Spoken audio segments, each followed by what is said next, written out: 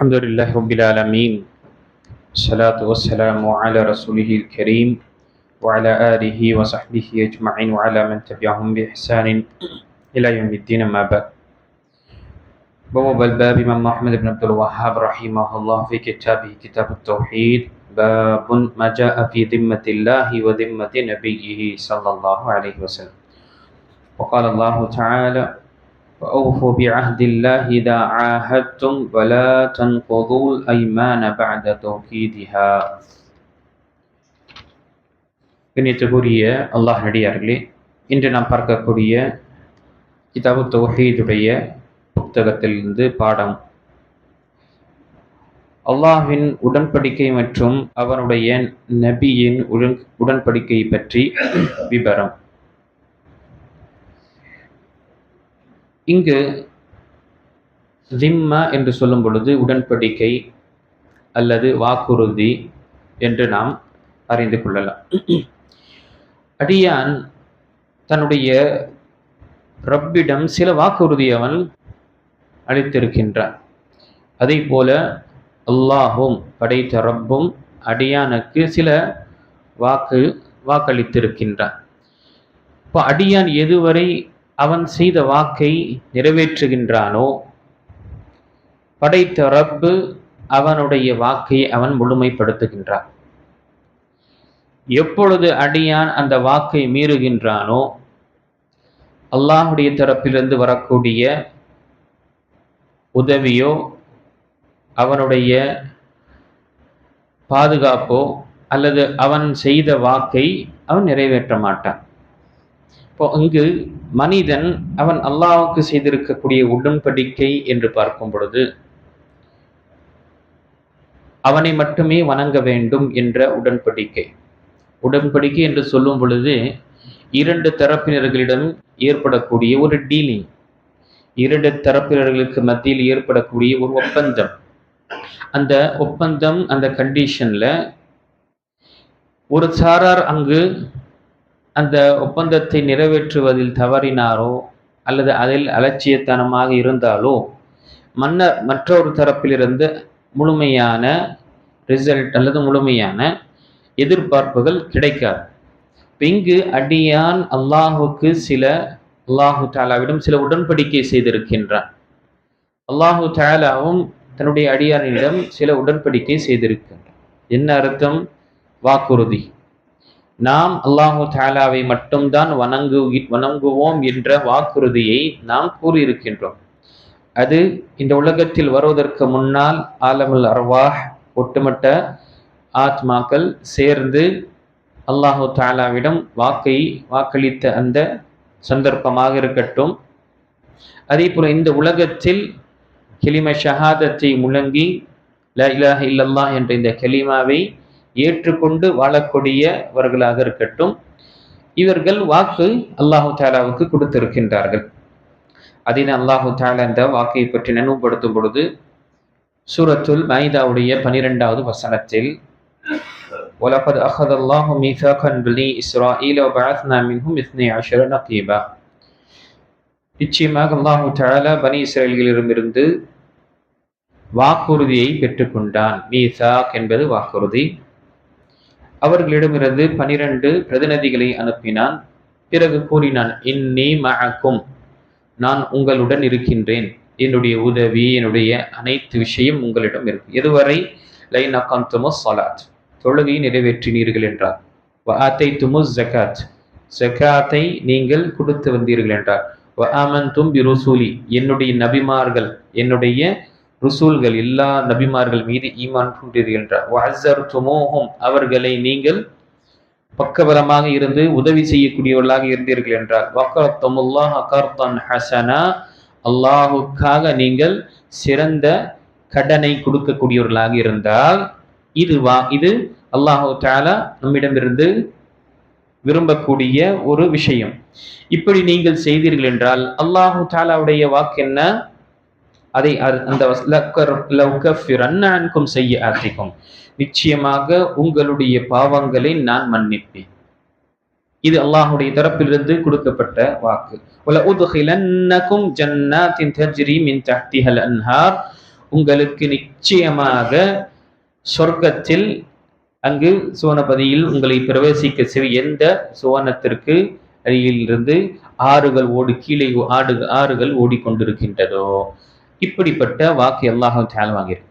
இதே போல இன்னொரு வசனத்தில் அல்லாஹு தஆலா இந்த உலகத்தில் மனிதன் வருவதற்கு முன்னால் ஆத்மா அனைத்தையும் அவன் படைத்து ரூஹை படைத்து அந்த நாளில் அல்லாஹு தஆலா ஒட்டுமொத்த ஆத்மாவையும் சேர்த்து அல்லாஹு தஆலா கேட்டன், அலஸ்து பிரப்பிக்கும், நான் உங்களுடைய இரட்சகன் இல்லையா, நான் உங்களை படைத்தவன் அல்லையா, பரிபக்குவப்படுத்தக்கூடியவன் ரப்பி இல்லையா என்று கேட்கும் பொழுது காலு பலா ஷஹீதனா, ஏனில்லை, ஆம் அல்லாஹ்வே நீதான் எங்களுடைய இரட்சகன், நாம் இதை சாட்சி பகருகின்றோம். ஷஹீதனா, நாம் இதற்கு ஷாஹிதாக இருக்கின்றோம், நான் இதற்கு வாக்குறுதி, இதற்கு சாட்சி நாம் பகர்கின்றோம் என்று.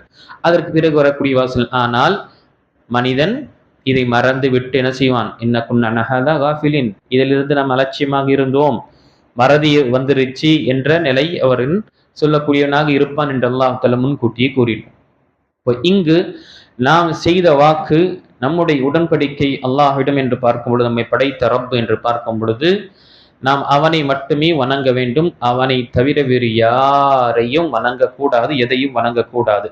வணக்கம் என்று பார்க்கும் பொழுது அல்லாஹ் விரும்பியதும் அல்லாஹ் பொருந்தி கொண்ட செயல் சொல், அது வெளிப்படையாக இருக்கட்டும் உள்ரங்கமாக இருக்கட்டும், அனைத்துமே அடங்கக்கூடியது. வணக்க வழிபாடு வெறும் தொழுகையோ நோன்போ ஹஜ்ஜோ ஜக்காத் என்று கிடையாது.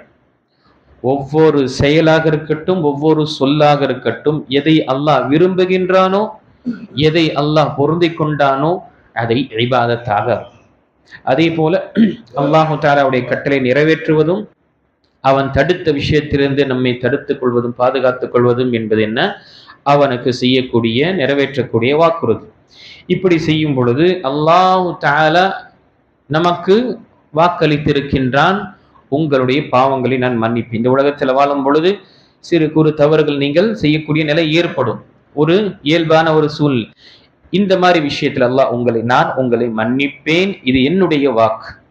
பிறகு உங்களுக்கு சொர்க்கவாசிகளாக சொர்க்கத்தில் பிரவேசிக்கக்கூடியவர்களாக நாம் ஆக்குவேன், அந்த நிரந்தரமான அந்த வாழ்க்கை உங்களுக்கு அளிப்பேன் என்று அல்லாஹு தஆலா வாக்குறுதி கூறியிருக்கின்றார்.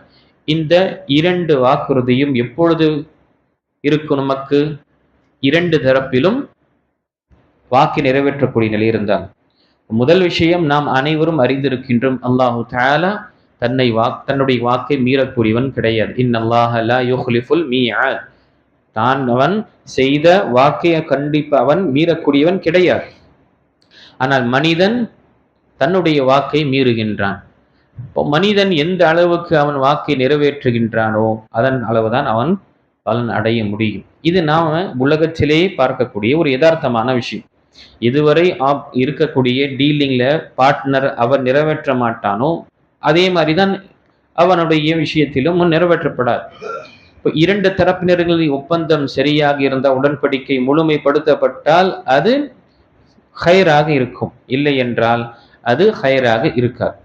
நபி ஸல்லல்லாஹு அலைஹி வஸல்லம் உடைய வாக்குறுதி என்று சொல்லும் பொழுது இந்த தலைப்பில் வரக்கூடிய விஷயம் என்ன, நபி ஸல்லல்லாஹு அலைஹி வஸல்லம்க்கு நாம் செய்த வாக்குறுதி அல்லது நாம் செய்யக்கூடிய வாக்குறுதி, அவர்கள் மீது ஈமான் கொள்வதும், அவர்கள் என்ன கட்டளையிட்டார்களோ அதை செய்வதும், எதை கொண்டு நம்மை தடுத்தார்களோ அதிலிருந்து நாம் தடுத்து நம்மை பாதுகாத்து கொள்ளவும், அல்லாஹை வணங்க வேண்டும் என்றால் அவர்கள் எப்படி நமக்கு காண்பித்து தந்தார்களோ, அவர்கள் எப்படி வாழ்ந்து நமக்கு ஒரு முன்மாதிரியாக அமைத்து தந்தார்களோ அதன் பிரகாரம் வாழ வேண்டும். இது நாம் நபி ஸல்லல்லாஹு அலைஹி வஸல்லமுக்கு செய்யக்கூடிய வாக்குறுதி. அஷ்ஹது அன்ன முஹம்மதன் ரசூலுல்லாஹ் என்ற வார்த்தையில் நாம் கொடுக்கக்கூடிய ஒரு வாக்கு, நாம் வைக்கக்கூடிய ஒரு உடன்படிக்கை. அப்படி இருக்கும் பொழுது நபி ஸல்லல்லாஹு அலைஹி வஸல்லம் நமக்கு அங்கு சிபாரிசு செய்வதும், அவர்கள் நமக்கு நன்மையான விஷயங்களை நமக்கு நினைவுபடுத்துவதும், அச்சமூட்டி எச்சரிக்கை செய்வதும், இது என்ன அவர்களோட மீது என்ன நிறைவேற்றுவது என்பது என்ன கடமையாக ஆகிவிடுகின்றது. அதனால்தான் நபி ஸல்லல்லாஹு அலைஹி வஸல்லம் சொல்லக்கூடிய ஹதீஸில் பார்க்கும் பொழுது, முஸ்லிமில் வரக்கூடிய 1844வது ஹதீஸில் நபி ஸல்லல்லாஹு அலைஹி வஸல்லம் கூறினார்கள், அன்னஹு மா மின் நபிய்யின் இல்லா கான ஹக்கன் அலைஹி அன் யதுல்ல உம்மத்தஹு அலா மா ஹுவ கைர் ஒவ்வொரு நபியின் மீது கடமை, அவர்கள் மீது என்ன கடமையான ஒரு விஷயம் என்னென்றால், தன்னுடைய உம்மத்தினர்களுக்கு நேரான வழியில் பக்கம் அவர்கள் செலுத்த வேண்டும், அவர்களை நேரான வழி காண்பிக்கணும். கைட் செய்வது என்பது அவர்கள் மீது கடமை, எல்லா நபிமார்கள் மீதும். அல்லாஹு தஆலா தெளிவாக தன்னுடைய நபி ஸல்லல்லாஹு அலைஹி வஸல்லம் மூலமாக ஹதீஸ்ல பதிவு செய்த ஒவ்வொரு நபிக்கும் தன்னுடைய உம்மத்திற்கு செய்யக்கூடிய வாக்கு அல்லது செய்யக்கூடிய அந்த உடன்படிக்கை என்ன என்றால், நன்மையான காரியத்தின் பக்கம் மக்களை அவர்கள் வழி நடத்த வேண்டும். இது நபி ஸல்லல்லாஹு அலைஹி வஸல்லம் உடைய அவர்கள் செய்யக்கூடிய வாக்குறுதி. அதே போல் நபிகள் நாயகம் ஸல்லல்லாஹு அலைஹி வஸல்லம் அந்த வாக்கை எப்பொழுது நிறைவேற்றுவார்? இந்த உலகத்தில் நமக்கு அல்ஹம்துலில்லாஹ் நன்மையான விஷயங்களை கற்றுத்தந்ததும் தீமையான விஷயங்களிலிருந்து நம்மை தவிர்த்து இருக்குமாறு நபி ஸல்லல்லாஹு அலைஹி வஸல்லம் எச்சரிக்கை செய்து நாம் அனைவரும் அறிந்திருக்கின்றோம். அதையே அல்லாஹ்வுடைய தூதர் ஸல்லல்லாஹு அலைஹி வஸல்லம் இந்த விஷயத்தை ஒப்படைத்து விட்டேன் என்று வாக்குமூலத்தையும் நபி ஸல்லல்லாஹு அலைஹி வஸல்லம் இந்த சஹாபாக்களிடம் வாங்கிவிட்டார். கிட்டத்தட்ட 1,00,000 சஹாபாக்கள் நபி ஸல்லல்லாஹு அலைஹி வஸல்லம் ஹஜ் செய்யும் பொழுது அவர்கள் வாக்குறுதி கூறினார்கள். ஆம், ஹல் பல்லக்து, நான் உங்களுக்கு இந்த நபித்துவத்துடைய எல்லா செய்திகளும் உங்களுக்கு கூறிவிட்டேனா என்று அல்லாஹ்வுடைய தூதர் ஸல்லல்லாஹு அலைஹி வஸல்லம் அங்கு கேட்கும் பொழுது ஒட்டுமொத்த சஹாபாக்கள் ஒருமித்த குரலுடன் என்ன கூறினார்கள்? ஆம், நீங்கள் ஒப்படைத்து விட்டீர்கள். பிறகு தன்னுடைய ஆள்காட்டி விரலை உயர்த்தி 3 தடவை அல்லாஹும்ம ஷஹத் அல்லாஹும்ம ஷஹத் அல்லாஹும்ம ஷஹத், யா அல்லாஹ் நீ சாட்சியாக இருப்பாயாக இந்த விஷயத்தில் என்று கூறினார். இப்போ இங்கு இந்த விஷயத்தை நாம் உணர்ந்து கொள்ள வேண்டும். எதுவரை நாம் அல்லாஹு தஆலாவுடைய உடன்படிக்கை நாம் செய்திருக்கக்கூடிய உடன்படிக்கையோ அவனுக்கு செய்த வாக்கை நிறைவேற்ற மாட்டோமோ, அதுவரை அல்லாஹுடைய தரப்பிலிருந்து நமக்கு பாதுகாப்போ உதவியோ வெற்றியோ அல்லது வாழ்வாதாரமோ என்ற விஷயங்கள் வர, மனிதன் தன்னுடைய வாழ்வாதாரத்தை அல்லாஹு தஆலாவுடைய வழியை விட்டு தேட ஆரம்பிக்கின்றான். ஆனால் அவனுக்கு தெரியவில்லை, வாழ்வாதாரத்தை கொடுக்கக்கூடியவன் இந்த உலகத்தில் இருக்கக்கூடிய விஷயம் அல்ல, வாழ்வாதாரத்தை கொடுக்கக்கூடியவன் அந்த ரப்பு தான்.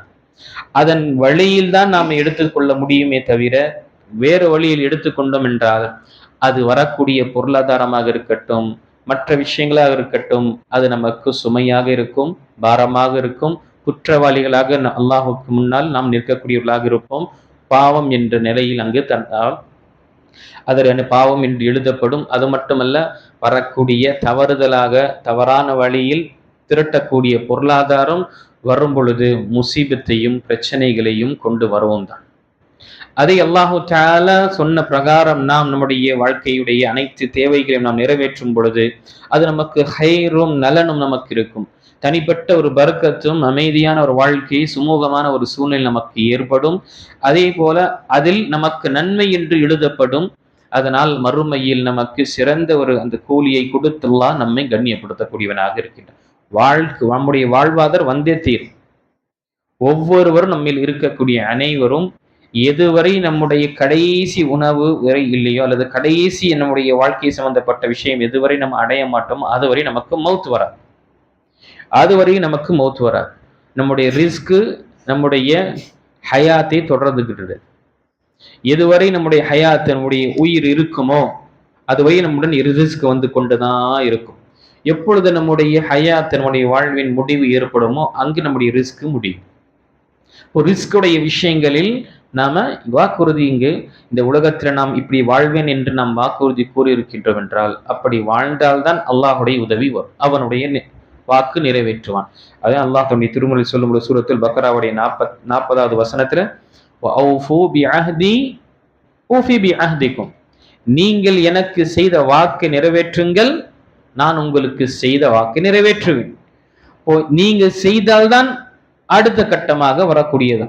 எதுவரை இந்த சமுதாயம் அல்லாஹ்வுக்கு செய்த வாக்கை நிறைவேற்ற மாட்டார்களோ அல்லாஹுடைய தரப்பில் அவன் வாக்குறுதி அவன் நிறைவேற்ற மாட்டான். ஏனென்றால் இதுதான் ஒரு நிபந்தனை உடன்படிக்கையாக இருக்கின்றது. இப்போ இங்கு இந்த ஹதீஸில் நாம் பார்க்கும்பொழுது இந்த தலைப்பில் பார்க்கும் பொழுது ஏன் இந்த விஷயங்கள் கொண்டு வரப்பட்டது, அதுதான் அல்லாஹு தஆலா சூரத்துன் நஹல்ல தன்னுடைய சூரத்துன் நஹலுடைய 91வது வசனத்தை சொல்லும் பொழுது அல்லாஹ் இன்னும் நீங்கள் ஒருவருக்கு ஒருவர் உடன்படிக்கை செய்து கொண்டால் அல்லாஹ்வின் பெயரில் செயல்பட்ட உடன்படிக்கையை நிறைவேற்றுங்கள். சத்தியங்கள் அவற்றை உறுதிப்படுத்தி பின்னர் உங்கள் மீது அவற்றுக்கு அல்லாஹ்வை பொறுப்பாகவும் ஆக்கியிருக்க நீங்கள் தூண்டிவிடாதீர்கள். நிச்சயமாக அல்லாஹ் நீங்கள் செய்வதை நன்கு அறிவான். இங்கு அல்லாஹு தஆலா முதல் விஷயம் வஅஃபூ பிஅஹ்தில்லாஹி இதா ஆஹத்தும், நீங்கள் மக்களுக்கு மத்தியில் உடன்படிக்கை, எந்த ஒரு உடன்படிக்கை செய்தாலும் அல்லாஹு தஆலாவுடைய இந்த உடன்படிக்கையை நீங்கள் முதல் நிறைவேற்றுங்கள். பிறகு வலா துன்குதுல் ஐமான பஅத தௌகீதிஹா, ஒரு வாக்குறுதி செய்த பிறகு, உடன்படிக்கை செய்த பிறகு, அதற்கு பிறகு அந்த வாக்குறுதியை நீங்கள் மீறாதீர்கள், அந்த உடன்படிக்கையை நீங்கள் மீறாதீர்கள் என்று அல்லாஹு தஆலா நமக்கு இங்கு எச்சரிக்கை செய்கின்றார். ஒரு மக்களுக்கு மத்தியில் ஒரு வாக்கை நாம் கொடுக்கும் பொழுது அல்லாஹுடைய பெயரை கொண்டோ அல்லாஹு தஆலாவுடைய விஷயத்தில் வாக்குறுதி நம்ம கொடுக்கிறேன் என்று சொல்லும் பொழுது சொன்ன பிறகு அதை நிறைவேற்றுங்கள் என்று அல்லாஹு தஆலா கூறுகின்றார். ஏன் அன்புக்குரியவர்களே? ஏனென்றால் ஒரு வாக்குறுதி, அல்லாஹுடைய பெயரை கொண்டு சொல்லக்கூடிய வாக்குறுதி சாதாரண வாக்குறுதி கிடையாது. நான் அல்லாஹு தஆலாவின் மீது நான் சாட்சியாக வைக்கின்றேன், இந்த விஷயத்தில் நான் இதை செய்வேன் என்று சொல்லும் பொழுது அது சாதாரண நாம் செய்யக்கூடிய உடன்படிக்கை போல கிடையாது. அல்லாஹ்வை நாம் நமக்கு மத்தியில் அந்த அந்த உடன்படிக்கைக்கு மத்தியில் அல்லாஹு தஆலாவை வைக்கின்றோம் என்றால் அது பெரிய ஒரு விஷயம். அதை மாதிரி ஒரு நிலையில் நீங்க வைக்க வேண்டும் என்று இருந்தால் நீங்க என்ன செய்யுங்க? அதை நிறைவேற்றுங்க. ஏன் அல்லாஹு தஆலாவுடைய வாக்கை மீறக்கூடியவன் என்ன? தௌஹீதில் களங்கத்தை ஏற்படுத்தக்கூடியவன். இந்த புத்தகத்தில் ஏன் இது வந்திருக்கு? முனாசிபத்து ஹதல் பாப், இந்த வசனமோ அல்லது வரக்கூடிய ஹதீஸு ஏன் இந்த கிதாபு தௌஹீதுல சொல்லப்பட்டிருக்கின்றால், அல்லாஹுடைய வாக்கை மீறுவது என்பது என்ன? தௌஹீதிற்கு களங்கத்தை ஏற்படுத்துவது. ஏனென்றால் தௌஹீத் என்றால் என்ன நாம் பார்த்தோம்? அல்லாஹுடைய உரிமைகள் அடியார்கள் மீது. இதில் இருக்கக்கூடிய அனைத்துமே என்ன? அல்லாஹுடைய உரிமை. அந்த அல்லாஹுடைய உரிமை நீங்கள் முழுமையாக நிறைவேற்றுங்கள் என்று அல்லாஹு தஆலா இங்கு நமக்கு தெரியப்படுத்துகின்றார். இதை நீங்கள் அல்லாஹுடைய பெயரை கொண்டு தன்னுடைய சுயநலத்திற்காக சில விஷயங்களை நீங்கள் எடுத்துக்கொள்கின்ற என்றால் அஞ்சிக் கொள்ளுங்கள், மிக கடுமையாக இருக்கும். இங்கு பொதுவாக என்ன ஆகின்றது? மனிதன் தன்னுடைய வியாபாரத்தில் உள்ள மற்ற விஷயத்துல அல்லாஹு தஆலாவை என்ன செய்யணும்? இன்ஷா அல்லாஹ் நான் கொடுத்துட்றேன், இன்ஷா அல்லாஹ் என்று கொடுக்க என்று சொல்லும் பொழுது மனிதன் என்ன இருக்க வேண்டும்? அவனுடைய முயற்சி இருக்க வேண்டும். அவனுடைய முயற்சியுடன் அல்லாஹு தஆலாவுடைய அந்த விருப்பத்தை நம்ம விடும். இங்க மனிதனுடைய உள்ளத்திலே என்ன இருக்கு? கொடுக்க வேண்டும் என்ற எண்ணமே இல்லை. கொடுக்க வேண்டும் என்ற கடனை வாங்கினதோ அல்லது வாக்குறுதி கொடுக்க வேண்டும் என்ற எண்ணமே இல்லை. ஆனா அல்லாஹுடைய பெயரை தனக்கு பயன்படுத்துகின்றான். நம்ம பொதுவாக நான் பார்ப்போம், சில இடத்துல இன்ஷா அல்லாஹ் என்று சொன்னாலே என்ன செய்யறாங்க? போச்சு. அங்க என்ன? அவனுக்கு நாமம் போடுறதுக்காக தான் அந்த நவுதுபில்லா இந்த வார்த்தையை பயன்படுத்தக்கூடியவர் இருக்கிறாங்க. நமக்கு நிறைய நம்ம வியாபாரிகளும் இருக்கிறாங்க, எல்லாருக்கும் தெரியும். அதனாலதான் முஸ்லீம் இல்லாத மக்கள் என்ன செய்யறாங்க? இன்ஷா அல்லாஹ் என்று ஒரு முஸ்லீம் சொன்னா, பாய் நீங்க இன்ஷா அல்லாஹ் சொல்லாதீங்க, கொடுக்குறேன்னு சொல்லுங்க, நான் வாங்கிக்கிறேன். ஏன்னா அவங்களுக்கு இன்ஷா அல்லாஹ் என்ற வார்த்தையே ஒரு ஹேஷ்டாக ஆயிடுச்சுன்னு என்ன ஏமாத்துவதற்காக தான் பயன்படுத்துறாங்க. நவுதுபில்லாஹ். இந்த எவ்வளவு பெரிய விஷயம் பாருங்க. அல்லாஹ்வுக்கு செய்த வாக்குறுதியை நீங்கள் உங்களுக்கு மத்தியில் உடன்படிக்கை செய்தாலும் நீங்க உங்களுடைய மத்தியில இருக்கக்கூடிய விஷயங்கள் நீங்க செய்து கொள்ளுங்க. ஏன்னா சில நேரத்தில் வாக்கை மீறக்கூடியவர்களா இருப்பீங்க. ஆனா அல்லாஹுடைய பெயரை கொண்டு, அல்லாஹுடைய வாக்கை கொண்டு நீங்க அங்க நிறைவேற்றும் பொழுது அஞ்சிக் கொள்ளுங்கள், அதை நீங்கள் நிறைவேற்றுங்கள், அதை மீறாதீர்கள். ஏனென்றால் உங்களுடைய வாக்குக்கும் அல்லாஹு தஆலாவை வைத்து செய்யக்கூடிய வாக்கும் வித்தியாசம் உண்டு. நாம ஒருவருக்கு மத்தியில் 2 பேர் சரி வாக்களிக்கிறோம்னா அதை நம்ம முன்ன பின்ன ஏதாவது ஆனா அல்லாஹு தஆலா அவ்வளவு பெரிய ஒரு குற்றம் என்று நம்ம சொல்ல முடியாது. வாக்கை மீறுவது என்பதே குற்றம் தான். ஆனா நாம் ஒப்பிட்டு பார்க்கும் பொழுது அல்லாஹுடைய பெயரை வைத்து அல்லாஹு தஆலாவை நமக்கு அதன் மத்தியில் வைத்து நம்ம அந்த உடன்படிக்கை மத்தியில் வைத்து நாம் செய்யக்கூடிய அதுல நாம ஏமாற்றுகின்றோம் என்றால் அது மிகப்பெரிய ஒரு விஷயம். எதை விட ஒரு சாதாரணமாக 2 பேர் ஒரு வாக்கை நாம சொல்லிவிட்டு அதுல அந்த வாக்கை மீறக்கூடிய நிலை ஏற்படும் பொழுது, இல்லைன்னா 2 தரப்பிலும் என்ன, இரண்டுமே என்ன, அது நாம் மத்தியில் இருவர்களுக்கு மத்தியில செய்யக்கூடிய வாக்குறுதியை மீறுவதாக இருக்கட்டும் குற்றம் தான். அதே போல் அல்லாஹு தஆலாவுடைய பெயரை வைத்து அங்கு வாக்குறுதி செய்வதும் என்ன குற்றம் தான். ஆனால் அல்லாஹுடைய பெயரை வைத்து நீங்க என்னுடைய சுயநலத்திற்காக அங்கு அதை மீறுவது என்பது சுப்ஹானல்லாஹ், இது மிகப்பெரிய ஒரு குற்றமாக ஆகும். அதனால்தான் இது தௌஹீதிற்கே முரணான ஒரு விஷயம். அல்லாஹுடைய வாக்கை நீங்க நிறைவேற்றுங்க. அதே போல உங்களுக்கு மத்தியில செய்யக்கூடிய பரிவர்த்தனைகள், டிரான்சாக்ஷன், டீலிங்கு, அக்ரிமெண்ட், இந்த விஷயத்துல நீங்க செய்யுங்க. உங்களுக்கு மத்தியில நீங்க செய்து கொள்ளுங்க. நீங்க என்ன செய்யாதீங்க, அல்லாஹுடைய அல்லது அல்லாஹுடைய மார்க்கத்துடைய அல்லது அவருடைய சட்டத்தை வைத்து நம்ம செய்கின்றோம் என்று நீங்க செய்யாதீங்க. ஏன் இதை மீறினீங்கன்னா பெரிய ஒரு குற்றம், மிகப்பெரிய ஒரு குற்றமாக ஆகும். இது தௌஹீதுக்கு ஒரு முரணான ஒரு விஷயமாக இருக்கின்றது என்று இந்த ஹதீஸ் இந்த வசனத்தில் பார்க்கலாம். அதே மாதிரி நபி ஸல்லல்லாஹு அலைஹி வஸல்லம் அனுப்பும் பொழுதும் ஒரு கூட்டத்தை படைக்காக அனுப்பும் பொழுது நிறைய உபதேசங்கள் நபி ஸல்லல்லாஹு அலைஹி வஸல்லம் செஞ்சு அனுப்புவாங்க. சும்மா எடுத்தவனே என்ன இல்லை கிடையாது, போர் போயிட்டுன்னு வீழ்த்திட்டு வாங்க என்று கிடையாது. அல்லாஹ் அக்பர், எத்தனையோ நிபந்தனைகள் அங்கு நிறைவேற்றப்பட்ட பிறகுதான் ஒரு போர் என்ற நிலையே இருக்கு. ஆனால் மக்கள் என்ன செய்யறாங்க, தவறாக புரிந்து கொண்டு சில ஹதீஸுகளை இப்போ தவறாக புரிந்து கொண்டு எடுத்தவனே நவுதுபில்லா இஸ்லாம் ஜிஹாதை தான் பரப்புகின்றது, இஸ்லாம் எப்பொழுதுமே என்ன ஒரு போர்க்களத்தை தான் ஏற்படுத்துகின்றது, தவறான ஒரு நபி ஸல்லல்லாஹு அலைஹி வஸல்லம் எல்லா போர்க்களத்துடைய எல்லா விஷயங்களும் பார்க்கும் பொழுது அல்லாஹ் அக்பர், நம்ம ரஹீகுல் மக்தூம்ல படிச்சுட்டு தான் வரும். எல்லா கடைசி கட்டம் வேறு எந்த ஒரு வழி இல்லாத ஒரு கட்டம் இருக்கும்பொழுது, அதுவும் என்ன ஒரு இஸ்லாமிய ஒரு பிரதிநிதி இருக்கக்கூடிய மத்தியில அப்படிப்பட்ட சூழ்நிலையில் தான் இந்த விஷயங்கள் ஏற்படும். இப்போ அங்கு நபி ஸல்லல்லாஹு அலைஹி வஸல்லம் சில நேரத்தை அங்கு உபதேசம் செய்யும் பொழுது கடைசி அங்கு சஹாபாக்களுக்கு உபதேசம் செய்யக்கூடியவர்களாக இருக்கிறாங்க. அதுல நீண்ட ஹதீஸ் இருக்கு. சில விஷயங்களை நான் இங்கு தெரியப்படுத்துறேன். மேலும் நீங்கள் கோட்டை வாசிகளை முற்றுகையிடும் பொழுது அவர்கள் அல்லாஹ்வின் உடன்படிக்கையையும் நபியின் உடன்படிக்கையையும் வேண்டினால் நீங்கள் அந்த உடன்படிக்கையில் ஆக்காதீர்கள், மாறாக உம்முடைய உடன்படிக்கையிலும் உம்முடைய தோழர்களின் உடன்படிக்கையிலும் ஆக்குவீராக. ஏனெனில் அல்லாஹ்வின் உடன்படிக்கையும் நபியின் உடன்படிக்கையும் முறிப்பதை விட உம்முடைய மற்றும் தோழர்களுடைய உடன்படிக்கையை முறிப்பது இலகுவானதாகும். புரியுதா? இங்கு இலகுவானதாகும் என்றால் என்ன, பாவத்தினுடைய விஷயத்தில் ஒப்பிட்டு பார்க்கும் பொழுது அது பெரிய ஒரு பாவமாக இருக்கும். இல்லை என்றால் இரண்டுமே ஒரு குற்றம் தான். வாக்கை மீறக்கூடியவன் அவன் முஸ்லீம் கிடையாது. முனாஃபிக்குடைய அடையாளங்கள் தான் என்ன, அவன் அவன் வாக்குறுதியை கூறினான் என்றால் அவன் வாக்கை மீறுவான். இது என்ன, நிஃபாக் மற்றும் நயவஞ்சகருடைய ஒரு அடையாளமாக இருக்கு. இப்போ இந்த ஹதீஸ் முஸ்லீமில் வரக்கூடிய ஹதீஸ், நீண்ட ஹதீஸ். நபி ஸல்லல்லாஹு அலைஹி வஸல்லம் சஹாபாக்களை அனுப்பும் பொழுது ஒரு ஊருக்கு ஒரு நாட்டுக்கு அனுப்பும் பொழுது நிறைய உபதேசங்களை செய்துவிட்டு கடைசியில முதல்ல அவங்களுக்கு இஸ்லாத்தை பற்றி தெரியப்படுத்துங்க.